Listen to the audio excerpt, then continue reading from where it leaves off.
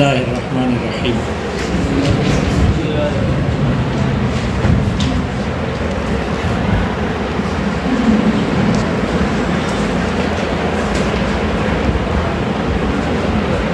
ولا بد فيه من اللزوم عقلا او عرفا۔ متن نظر آ گیا؟ متن ولا بد فيه من اللزوم عقلا او عرفا، دلالت التزامی میں لزوم ضروری ہے، چاہے عقلاً ہو یا عرفاً ہو۔ لا بد فیہ دلالت التزامی میں ضروری ہے، کیا ضروری ہے؟ من اللزوم، لزوم کا ہونا ضروری ہے، عقلاً او عرفاً، چاہے وہ لزوم عقلی ہو یا عرفی ہو۔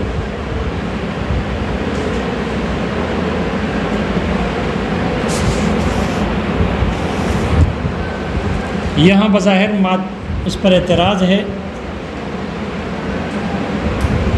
لا بد فیہ میں ہی ضمیر کا مرجع کیا ہے؟ مرجع ہی ضمیر کس کی طرف لوٹ رہی ہے؟ لا بد فیہ،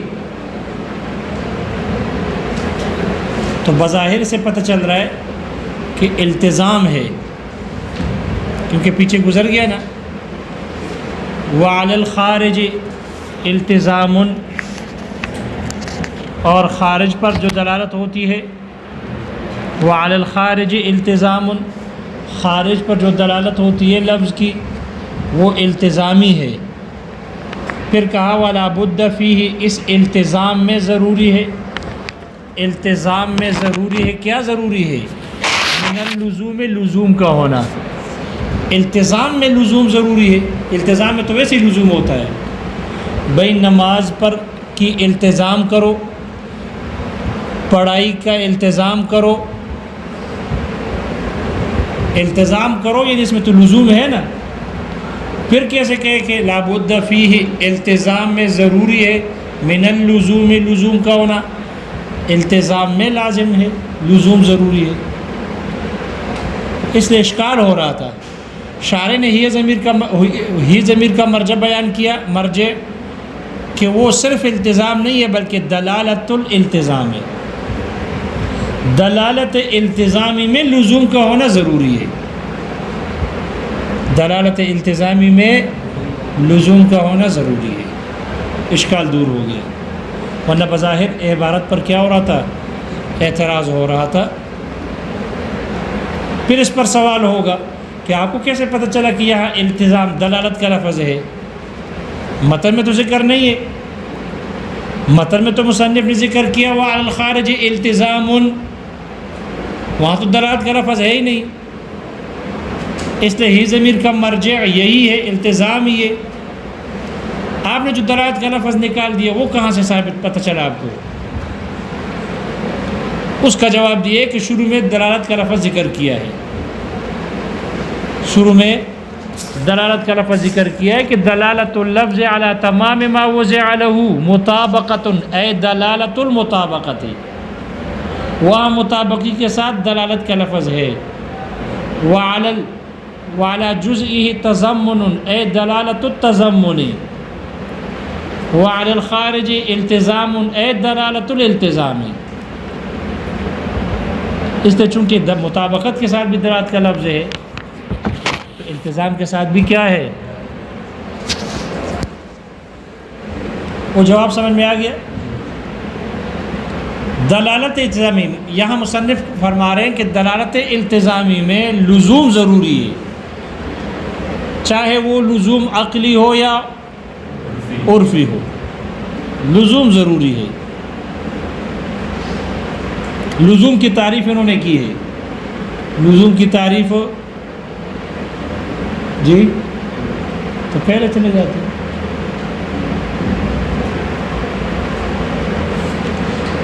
دلالت التزامی میں لزوم ضروری ہے، لزوم کسے کہتے ہیں؟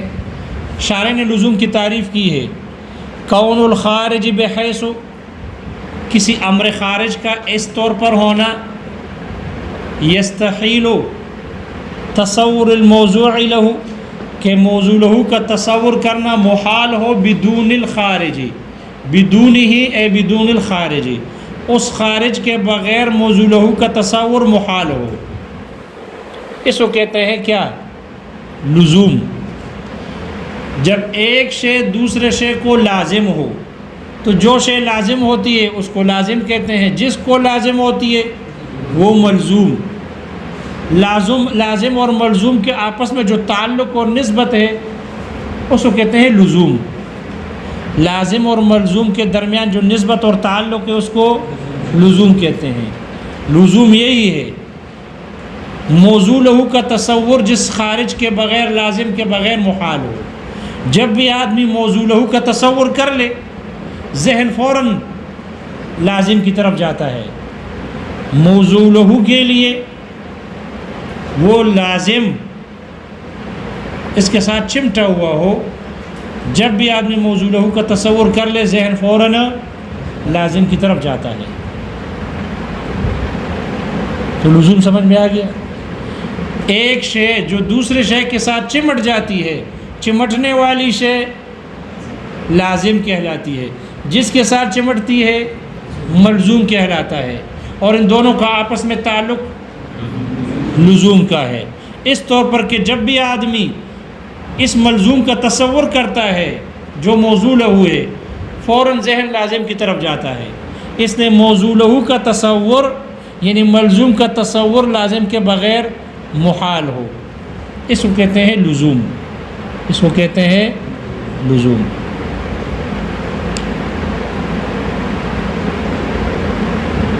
چاہے یہ لزوم ذہنی ہو یا چاہے یہ لزوم عقلی ہو یا عرفی ہو، چاہے یہ لزوم لازم اور ملزوم کا جو تعلق ہے چاہے یہ تعلق عقلی ہو یا عرفی ہو۔ اس سے پہلے سمجھو لزوم کی اقسام۔ دلالت التزامی میں لزوم ضروری ہے۔ لزوم کی 3 قسمیں ہیں۔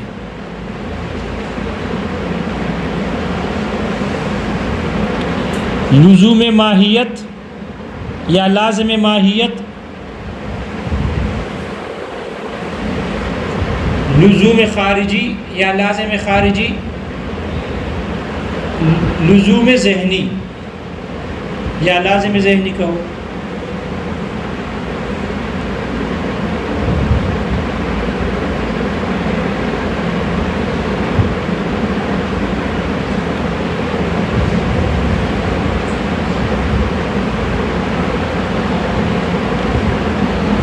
لزوم کی 3 قسمیں ہیں، لزوم خارجی، لزوم ماہیت، لزوم خارجی اور لزوم ذہنی۔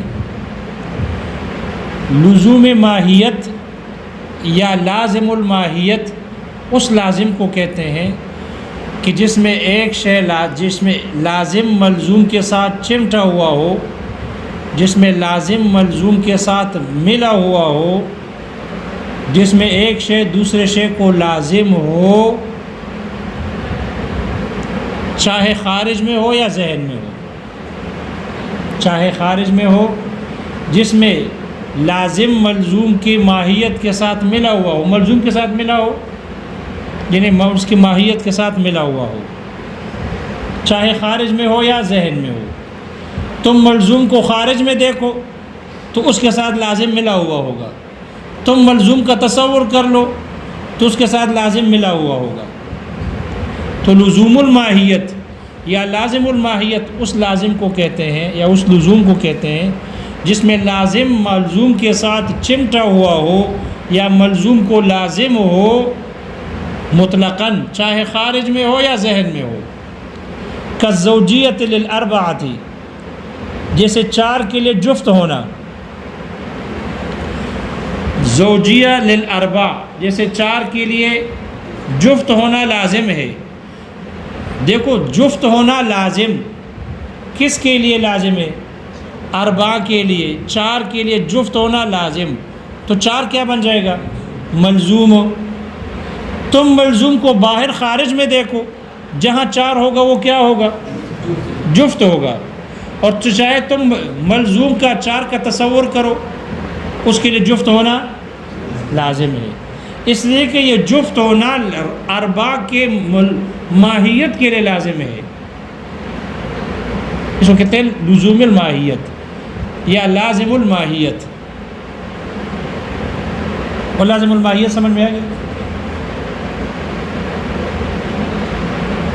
دوسری قسم ہے لزوم خارجی. لزوم خارجی اس کو کہتے ہیں کہ جس میں لازم ملزوم کے ساتھ لازم ملزوم کو لازم ہو یا لازم ملزوم کے ساتھ ملا ہوا ہو، چمٹا ہوا ہو خارج میں، ذہن میں لازم نہ ہو بلکہ خارج میں لازم ہو، اس کو کہتے ہیں لزوم خارجی. کا احراق للنار، جسے آگ کے لیے جلانا آگ کو لازم ہے، جلانا لازم اور آگ ملزوم. یہ جلانا آگ کو لازم ہے لیکن خارج میں ہے.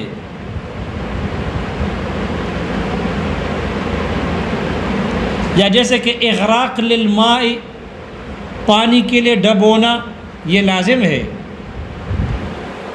تو پانی ڈبونا یہ لازم اور پانی یہ ملزوم ہے لیکن خارج میں ہے، خارج میں لازم ہے. اس سے خارج میں آگ جلاتا ہے. خارج میں اگر کوئی پانی میں گر جائے تو وہ کیا کر دیتا ہے، اس کو ڈبو دیتا ہے اس کو.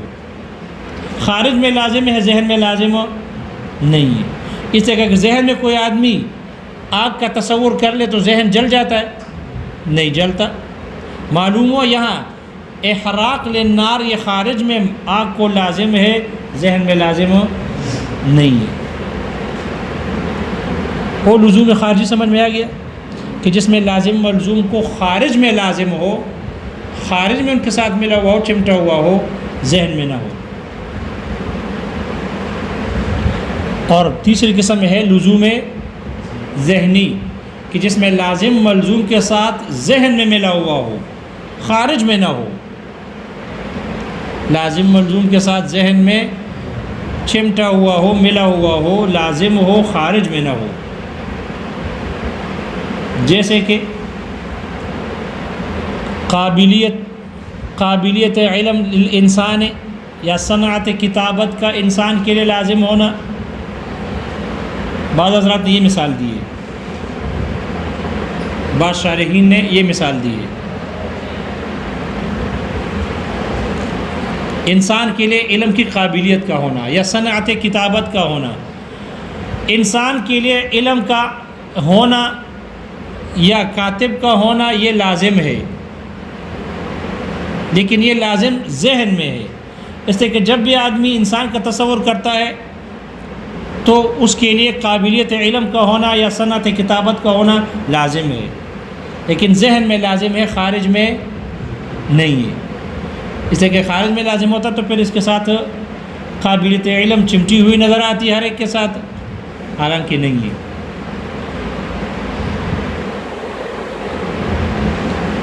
اس لیے بعض شارحین نے اور کتابوں میں جیسے مرقات والوں نے تقریباً یہ مثال دی ہے، لیکن وہاں پر بھی محشی نے اس پر اعتراض کیے کہ یہ مثال ٹھیک نہیں ہے. درات التزامی کی مثال میں بھی اس کو پیش کیا، لیکن یہ مثال بظاہر درست نہیں ہے. کیوں نہیں ہے وہ آگے آ جائے گا. دوسری مثال سمجھو، جیسے کہ اعمیٰ کے لیے بصر کا ہونا لازم ہے. اعمیٰ کے لیے، نابینا شخص کے لیے، اندھے کے لیے بصر لازم ہے. بصر لازم، اعمیٰ ملزوم. تو جب بھی آدمی اعمیٰ کا تصور کر لیتا ہے تو بصر کا تصور کیا ہوتا ہے؟ لازم، لیکن ذہن میں لازم ہے، خارج میں نہیں ہے. خارج میں اعمیٰ کے لیے بصر لازم نہیں ہے. خارج میں اگر بصر لازم ہوتا تو پھر اعمیٰ نہ ہوتا بلکہ کیا ہوتا؟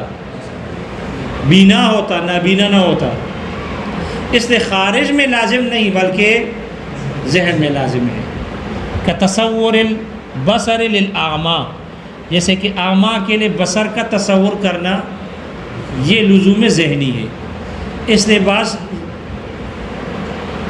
بعض شارحین نے لکھا ہے کہ درات التزامی کی مثال میں لزوم ذہنی کی مثال یہ مناسب ہے، یہ مثال ٹھیک ہے۔ اور جیسے صنعت کتابت و قابلیت للعلم انسان کے لیے، وہ مثال محل اشکال ہے۔ یہ بات سمجھ میں آ گئی؟ لزوم ذہنی سمجھ میں آ گئی؟ لزوم ذہنی کہ جس میں لازم ملزوم کو ذہن میں لازم ہو، خارج میں نہ ہو۔ دلالت التزامی میں یہ لزوم ذہنی معتبر ہے۔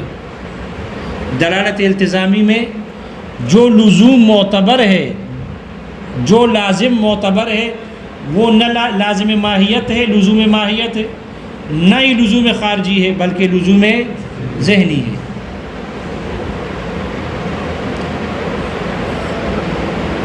اس لزوم ذہنی کی دو قسمیں ہیں۔ اس لزوم ذہنی کی دو قسمیں ہیں، لزوم ذہنی عقلی اور لزوم ذہنی عرفی۔ لزوم ذہنی عقلی اور لزوم ذہنی عرفی دو قسمیں ہیں لزوم ذہنی کی۔ پہلی قسم جو لزوم ذہنی عقلی ہے، یہ وہ لزوم ہے کہ جس میں لازم اپنے ملزوم کے ساتھ ملا ہوا ہو عقلاً،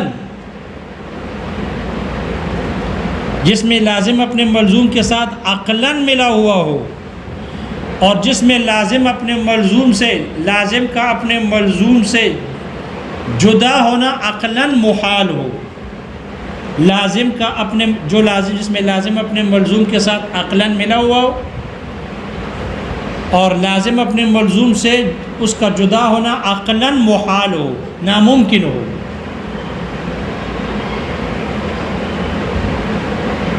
کتصور البصر للأعمى، کتصور البصر للأعمى، جیسے کہ اعمیٰ کے لیے بصر کا تصور ہے۔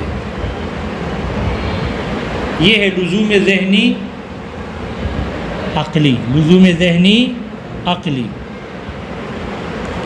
اس لیے کہ بصر اعمیٰ سے عقلاً جدا نہیں ہو سکتا، بصر اعمیٰ کے لیے لازم ہے، اور یہ لزوم ذہنی عقلی ہے، یعنی یہ یہاں بصر جو لازم ہے، یہ ملزوم سے اس کا جدا ہونا ناممکن ہے، محال ہے، عقلاً محال ہے۔ وہ مثال سمجھ میں آ گئی؟ بصر اعمیٰ سے جدا ہونا عقلاً کیا ہے؟ محال ہے۔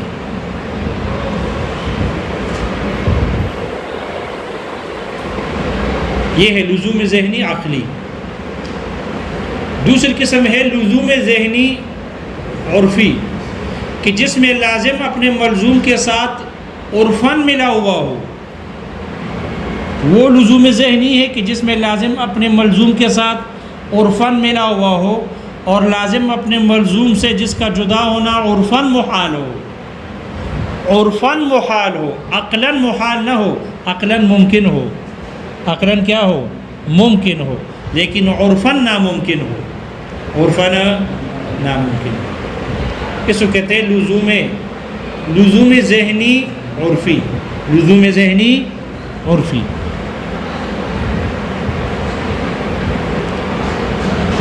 اور لزوم ذہنی عرفی سمجھ میں آ رہا ہے؟ جی،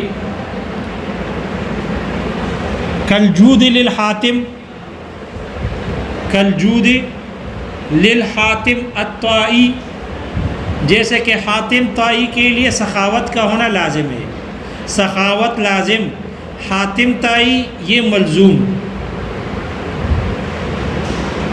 اور ملزوم کا تصور بغیر لازم کے نہیں، ذہنی ہے اور عرفی ہے، ذہنی ہے۔ اور جب بھی آدمی حاتم کا نام سنتا ہے، حاتم طائی کا، ذہن فوراً سخاوت کی طرف جاتا ہے، اس لیے کہ وہ جہان کا سخی آدمی تھا،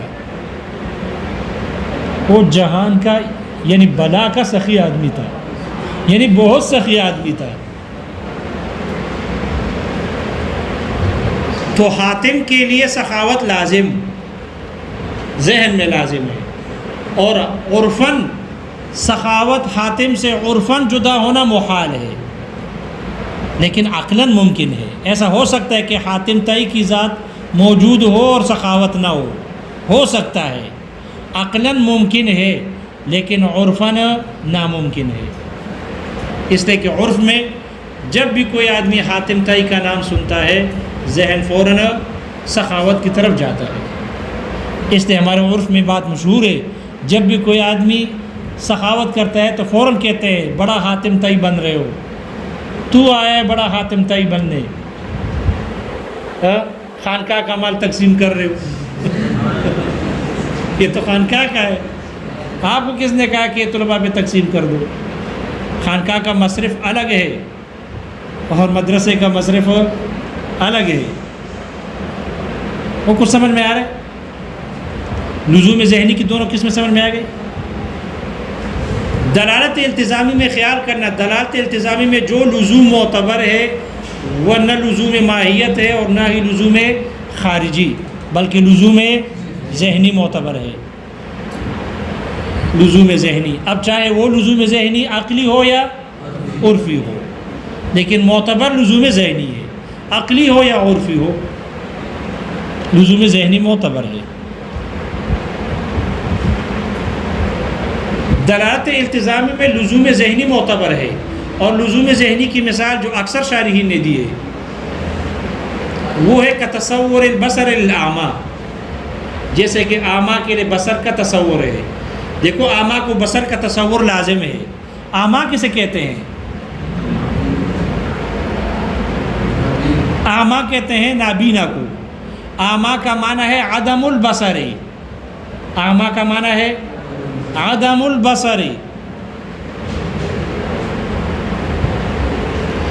اعمیٰ کا معنی ہے دیکھو عدم البصر، اس اعمیٰ کو یعنی عدم البصر کو بصر لازم ہے، اس کو بصر لازم ہے، ہمارے ساتھ ہو جی؟ ایسے بیٹھو، کسی نے زبردستی بٹھایا ہے بالکل سکون کے ساتھ بیٹھو، زبردستی نہیں ہے، لا اکراہ فی الدین، دین میں جبر نہیں ہے لیکن خارج میں نہیں، یہ خیال کرنا یہاں ہے، یہاں ہے، یہ بات سمجھ میں آ گئی؟ اس پر اشکال ہے کہ آپ نے کہا اعمیٰ کا معنی ہے عدم البصر، جب اعمیٰ کا معنی ہے عدم البصر تو پھر آپ کیسے کہتے ہو اعمیٰ کو مثال میں دلالت التزامی کی مثال میں کیسے پیش کرتے ہو کہ اعمیٰ کے لیے یعنی عدم البصر کے لیے بصر لازم ہے؟ یہ تو دلالت التزامی نہیں ہے بلکہ یہ تو دلالت تضمنی ہو گئی، کیوں؟ اس لیے کہ اعمیٰ کا معنی کیا ہے؟ عدم البصر، تو بصر تو اس کے معنی کا جز ہے، اور آپ کہتے ہو بصر اس کے لیے لازم ہے، تو بصر تو اس کے لازم نہیں بلکہ اس کے معنی کا جز ہے، اور جب لفظ اپنے معنی کے جز پر دلالت کرے وہ تو تضمنی ہوتا ہے نہ کہ التزامی، اس لیے اعمیٰ بول کر بصر پر اگر دلالت ہو رہی ہے تو تضمنی ہو رہی ہے، اعمیٰ بول کر اگر ذہن بصر کی طرف جا رہا ہے تو وہ تو دلالت تضمنی ہو رہی ہے، اور آپ التزامی میں پیش کر رہے ہو اس کو، کچھ سمجھ میں آ رہا ہے؟ اس لیے کہ آپ نے اعمیٰ کا معنی کیا عدم البصر، اور آپ کہتے ہو بصر اس کے لیے لازم ہے، لازم تو نہیں ہے بلکہ وہ تو اس کا جز ہے، تو دلالت التزامی میں پیش نہیں کرنی چاہیے اس مثال کو بلکہ دلالت تضمنی میں پیش کرنی چاہیے۔ اعتراض آ گیا سمجھ میں؟ اس کا جواب دیا ہے کہ یہاں جو اعمیٰ کا معنی عدم البصر ہے، یہاں عدم کی اضافت جو بصر کی طرف ہو رہی ہے یہ اضافت بیانیہ ہے، یہ اضافت بیانیہ ہے، بصر نے عدم کو بیان کیا ہے، عدم کی وضاحت کی ہے، ورنہ اعمیٰ کا معنی بصر نہیں ہے، عدم البصر نہیں، اعمیٰ کا معنی صرف عدم ہے، اعمیٰ کا معنی کیا ہے؟ عدم، کیا چیز عدم؟ تو بصر نے عدم کی وضاحت کی، عدم کو بیان کیا، اس لیے اعمیٰ کا معنی ہے عدم البصری، تو یہ بصر جو یہاں مضاف الیہ موجود ہے عدم کے لیے، یہ مضاف الیہ ہی یہ اضافت بیانیہ ہے، عدم کو بیان کرنے کے لیے ہے، وضاحت کے لیے ہے، یہ لفظ کا معنی کا جز نہیں ہے. معنی کا جز تب ہوتا جب یہ ہوتا. اعمیٰ کا معنی اگر عدم و بصر ہوتا، عدم و بصر، حیوان اور ناطق. انسان کا معنی کیا ہے؟ حیوان ناطق، حیوان اور ناطق. تو وہاں اگر انسان کی دلالت صرف حیوان پر یا صرف ناطق پر ہے تو دلالت تضمنی ہے. لیکن یہاں جو اعمیٰ کا معنی ہے، اعمیٰ کا معنی تو عدم و بصر نہیں بلکہ صرف عدم ہے. لیکن وہ کیا چیز عدم ہے؟ بصر نے آ کے اس کی وضاحت کی. عدم البصر، اس نے اضافت بیانیہ ہے، مضاف الیہ مضاف کے بیان کرنے کے لیے ہے، وضاحت کے لیے ہے. مقصود مضاف ہے، مضاف الیہ نہیں ہے. اضافت میں مقصود مضاف ہے، مضاف الیہ نہیں ہے. اس لیے اعمیٰ کا معنی عدم و بصر نہیں بلکہ عدم البصر ہے. اس کے لیے بصر لازم ہے، اس لیے دلالت التزامی ہے، دلالت تضمنی نہیں ہے. اگر اعمیٰ کا معنی عدم و بصر ہوتا پھر آپ کا اشکال درست ہوتا، پھر یہ التزامی دلالت التزامی میں پیش کرنا درست نہ ہوتا، پھر یہ دلالت تضمنی کی مثال بنتی. وہ اشکال کا جواب سمجھ میں آ گیا. لیکن سوال یہ ہے کہ اعمیٰ کا معنی ہے عدم. آپ کہتے ہو اعمیٰ کا معنی ہے عدم، یعنی عدم البصر کا ہونا. بصر اضافت بیان کے لیے ہے، اس لیے اعمیٰ کا معنی ہے عدم نہ ہونا. یہ تو نفی کا معنی دے رہے ہیں، نہ ہو،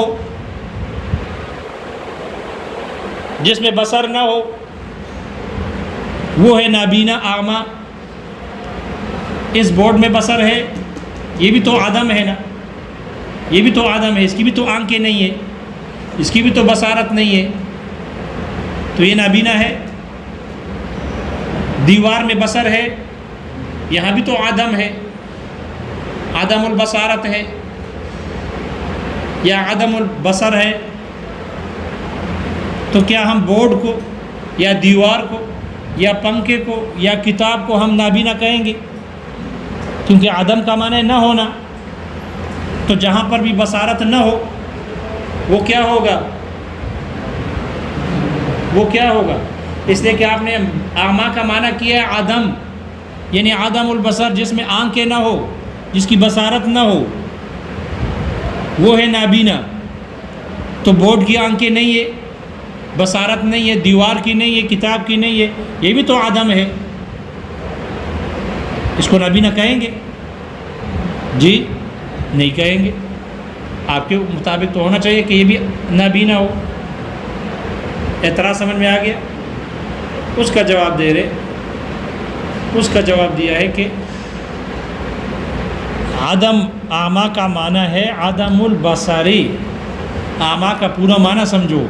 اعمیٰ کا معنی ہے عدم البصری عما من شأنہ ان یکون بصیرا. اعمیٰ کا معنی ہے وہ عدم بصر کہ جس کے شان میں سے بصیر ہونا ہو. عدم البصر عما من شأنہ ان یکون بصیرا، یہ ہے نابینا، یہ ہے اعمیٰ. اعمیٰ وہ ہوتا ہے کہ جو دیکھ سکتا ہو، اگر آنکھیں لگ جائے تو دیکھ سکتا ہے لیکن نہیں دیکھ سکتا، آنکھیں نہیں ہے، بصارت نہیں ہے، لیکن دیکھنے کی صلاحیت رکھتا ہے. اب دیوار کو اعمیٰ کہیں گے اس لیے کہ یہ صرف عدم البصر ہے. عما من شأنہ یکون بصیرا نہیں ہے، اس کے شان میں سے دیکھنا نہیں ہے. انسان کے شان میں سے دیکھنا ہے اور جانور کے شان میں سے دیکھنا ہے. اگر جانور کو آنکھیں لگ جائے یا اس کی بصارت آ جائے تو وہ دیکھ سکتا ہے، اس کی شان دیکھنے کی ہے. لیکن ابھی کسی حادثے کی وجہ سے یا پیدائشی طور پر اس کی آنکھیں چلی گئی، بصارت چلی گئی، لیکن اس کی شان دیکھنے کی ہے. اس لیے مطلق عدم بصر نہیں بلکہ عدم البصر عما من شأنہ ان یکون بصیرا. وہ عدم بصر ہے جس کے شان بصیر ہونا ہے، اور دیوار کے شان بصیر نہیں ہے. سوراخ کر لو اس میں اور آنکھیں لگا لو اس کی، کسی کی آنکھیں لگاؤ، انسانوں کی لگاؤ یا انسانوں کی جانوروں کی لگاؤ، یہ دیوار دیکھے گا؟ نہیں دیکھ سکتا. اس لیے کہ یہاں عدم بصر ہے، لیکن عامہ من شان یکون بصیرا نہیں ہے. اور جواب سمجھ میں آ گیا؟ اس لیے نابینا جو عدم بصر ہے مطلقاً نہیں، بلکہ نابینا ہے عدم البصر عامہ من شانہ ان یکون بصیرا، ان یکون بصیرا. دیکھو کتاب میں دیکھو صرف 2 سطر ہے. ولا بد فیہ من اللزوم عقلا او عرفا، دلالت التزامی میں لزوم ضروری ہے، عقلی ہو یا عرفی ہو. قولہ ولا بد فیہ اے فی دلالت الالتزامی، چونکہ ماتن پر اعتراض ہو رہا تھا کہ ہی ضمیر کا مرجع التزام ہے، تو پھر التزام کے لیے لزوم کا ہونا لازم آ رہا تھا، جو کہ ایک محمل اور فضول سی بات بن رہی تھی. اس لیے شارح نے اس اعتراض کو دور کیا، دلالت الالتزام نکالا، دلالت کا لفظ نکال دیا. معلوم ہو ہی ضمیر کا مرجع وہ دلالت الالتزام ہے. قولہ من اللزوم، لزوم ضروری ہے. لزوم کسے کہتے ہیں؟ تعریف کرنے. اے کون الامر الخارج، امر خارج کا ہونا، بحیث اس طور پر یا اس طرح سے، یستحیل تصور الموضوع لہو بدونہ، موضوع لہو کا تصور محال ہو بغیر اس امر خارج کے. سواء کان ھذا اللزوم الذہنی عقلا، برابر ہے کہ یہ لزوم ذہنی عقلی ہو، کالبصر بالنسبت الی الاعمی، جیسے کہ بصر ہے اعمیٰ کی طرف نسبت کرتے ہوئے، او عرفا یا یہ عرفی ہو، کالجود بالنسبت الی الحاتم، جیسے کہ سخاوت ہے حاتم کی طرف نسبت کرتے ہوئے. جائے